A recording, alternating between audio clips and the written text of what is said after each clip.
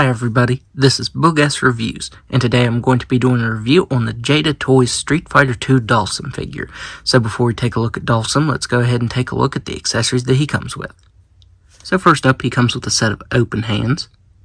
Up next, he comes with these grappling hands. Up next, he comes with a set of his elongated arms, and these look fantastic. Jada Toys did a very awesome job on these.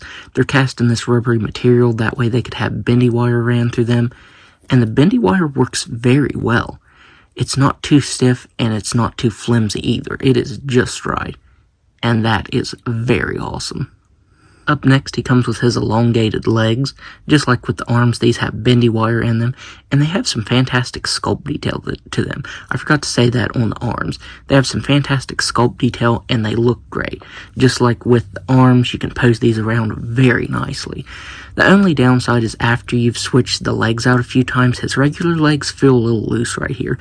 These still feel really tight. I think it's the material they're made out of, that rubbery material. But yeah, after you switch these out, the regular legs are a little loose.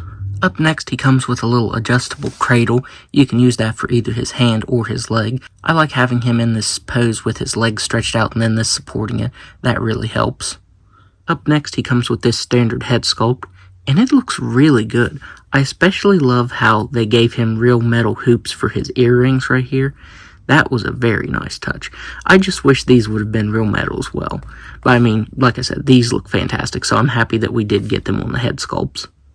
And finally, he comes with this alternate angry head sculpt. And I think this is the head sculpt I'm going to leave on the figure. I think it looks fantastic.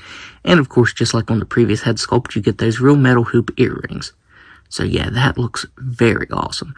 I also wanted to say that switching these heads out is actually pretty easy. It doesn't require too much force. I find that a lot of alternate heads, sometimes you have to put a bunch of force into them to get the head off, and then sometimes it feels like you're going to break them if you do.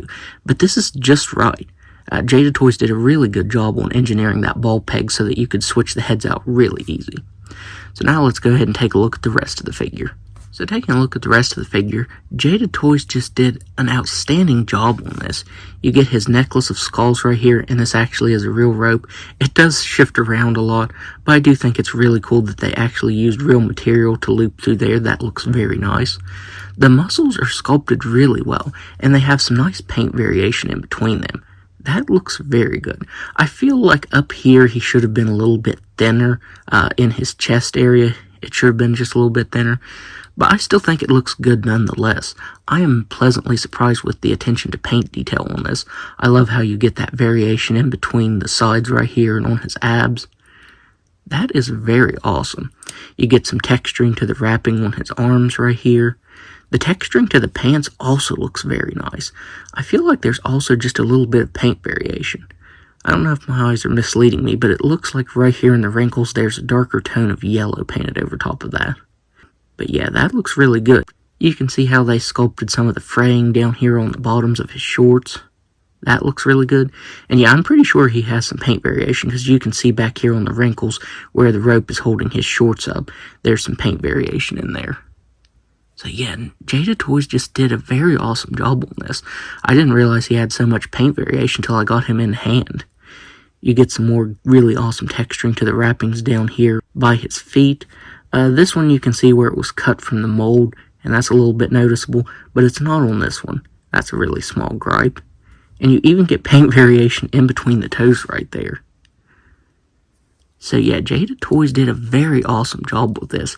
The paint and sculpt detail is very nice, and the articulation is even better. Jada Toys did an incredible job on the articulation on this. So now let's go ahead and go over that.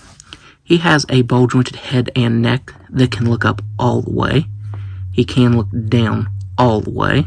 He can move his head side to side and all the way around like that. He has shoulders that can move all the way out. You can actually get them moving up that far. He has some very nice butterfly joints. On his non-bendy wire arms, he has swiveled the bicep, double-jointed elbows that can bend in all the way, swiveled wrist that can move side to side and up and down, a ball-jointed diaphragm and waist that can move back all the way. He can crunch forward all the way, It doesn't move side to side as much as I'd like it to up here, but at the waist it moves side to side, and you can get movement like this all the way around. He has ball jointed hips that can do a complete split. They can actually go up just a little bit. So yeah, the articulation isn't hindered in the hips at all.